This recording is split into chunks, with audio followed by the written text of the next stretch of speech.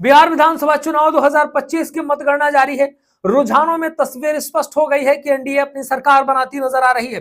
जिस तरीके से एनडीए मजबूत नजर आ रही है, कहीं ना कहीं सरकार बनाती नजर आ रही है, जबकि महागठबंधन पिछड़ता चला जा रहा है। लेकिन इसी बीच में चर्चा हुई है प्रशांत किशोर की। चलिए प्रशांत किशोर की बात कर लेते हैं, जिन्होंने जन स्वराज पार्टी बनाई थी, जिससे उन्होंने चुनाव लड़ करके बिहार में मुख्यमंत्री बनने का दावा किया था। इस चुनाव से पहले ही जोर शोर से पहचान बनाने की तगड़ी कोशिश प्रशांत किशोर ने की थी। प्रशांत किशोर ने 150 सीटों पर जीत का दावा किया था, लेकिन रुझान बताते हैं कि पार्टी न सिर्फ जीत से दूर है, बल्कि ज्यादातर सीटों पर चौथे या पांचवें स्थान पर सिमटती नजर आ रही है। चुनावी पार्टी तैयारी में पार्टी ने कोई कोर कसर छोड़ी नहीं थी। विस्तृत जनसंपर्क किया था, शिक्षा, रोजगार जैसे बड़े बड़े मुद्दे उठाए थे, युवाओं को जोड़ने की कोशिश की थी। सब कुछ प्रशांत ने खुद अपने नेतृत्व में सारी चीजें करवाई थी। इसके बावजूद भी जनता का भरोसा पार्टी अपनी ओर नहीं झुका सकी। जनता झुके नहीं उनकी पार्टी की तरफ, और कहीं ना कहीं इसका बड़ा नुकसान जन स्वराज पार्टी को होता नजर आ रहा है। जिस तरीके से उन्होंने पार्टी बना करके बिहार को बदलने की मुहिम चलाई थी, वो मुहिम पीछे पड़ती नजर आ रही है।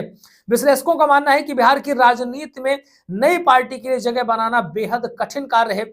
जन स्वराज पार्टी को यहां अपनी पहचान बनानी थी, उसे वही क्षेत्रीय समीकरणों, जातिगत राजनीति और पुराने दलों की मजबूत जड़ों से संघर्ष भी करना था। क्योंकि वहां जिस तरीके से सारी चीजें बिहार पे रहती हैं कि जातिगत चीजें चलती हैं, पुराने मुद्दे हैं, उन्हीं पर ज्यादातर चीजें होती हैं, उन्हीं पर वोट्स मिलते हैं। वहीं खुद प्रशांत किशोर की छवि भले ही एक सफल चुनावी रणनीतिकार की रही हो, लेकिन पार्टी नेतृत्व और संगठनात्मक अस्तित्व जो था उनका, वो बिल्कुल भी सही नहीं गया, जिसकी वजह से उनको नुकसान का मुंह देखना पड़ा।